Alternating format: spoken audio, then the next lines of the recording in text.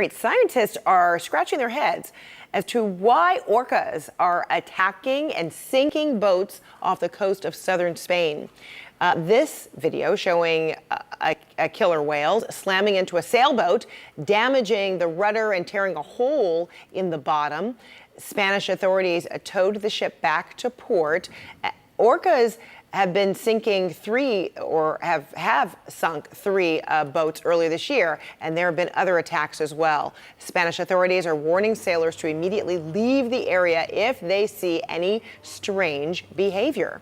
I want to bring in now killer whale researcher Dr. Deborah Giles for more perspective on this. And people don't call you doctor, but instead Giles. So Giles, good to see you.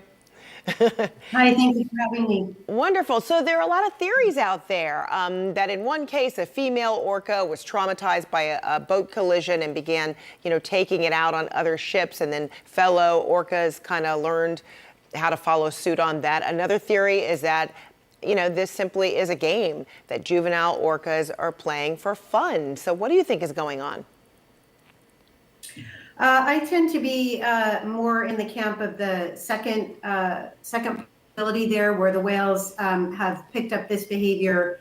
They do learn from each other. They are incredibly social animals. They're smart and can pick up behaviors quickly. I'm in that camp of play as opposed to, say, an aggressive thing, because I believe, given what we know about killer whales in general, if they were really trying to take a boat down, they would be hitting it harder. They would be hitting it in a more concerted effort.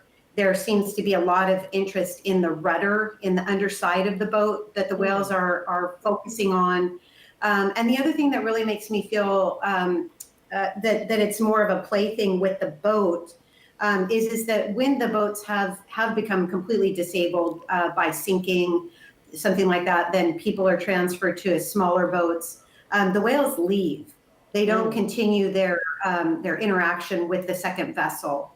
Oh, interesting. And so I do think that it's more of a plaything as opposed to an aggressive thing. Right. So maybe they really don't want to interact with humans, but these boats look fun, from below the surface. I mean, that sounds like what you're saying here, because, just as you mentioned, these are very powerful animals. They are known to be very aggressive and stealth-like, right, when hunting. And so perhaps this unusual activity has something to do with maybe the fact that there are a whole lot more of these vessels that are in the waterways where they happen to be swimming, traversing, and then you get them together, and while they think it's fun, it's traumatizing for the boaters, the vessels, those people on the vessels. Absolutely. I can't imagine what it would be like to be on a boat and have that interaction and it seems like for some folks it's over the course of several hours. It would be quite scary. But again, I think that given what we know about killer whales in other parts of the world, this part of the world in particular, we've just not seen that kind of aggression, even when the whales have been targeted in some cases by being shot at over decades. In some cases during the capture era, whales were captured. There's one famous incident where scientists, in order to document that we could actually tell these whales year after year as individuals, they took a pocket knife. One of them took a pocket knife and carved out 2 triangles in the trailing edge of the dorsal fin. Also, the southern resident fish-eating killer whales, back during the capture era, every single one of them was rounded up multiple times.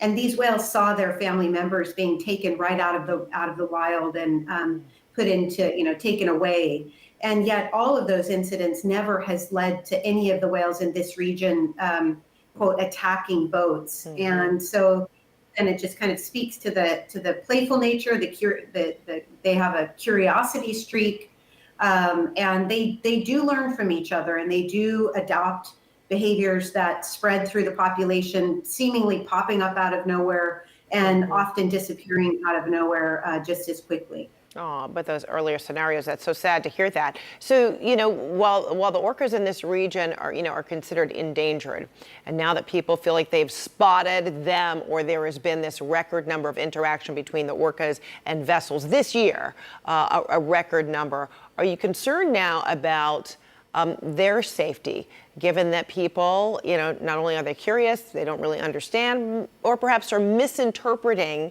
the intent of these orcas? I do. You know, I worry about the people's safety and I worry about the whale safety as well. I think that there are some measures that can be taken to hopefully limit these encounters, possibly having vessels, which isn't necessarily the thing that sailors want to do out there, but going in more of a groups of boats traveling if they're trying to get from point A to point B, that might be an option. Possibly having motorized vessel escorts.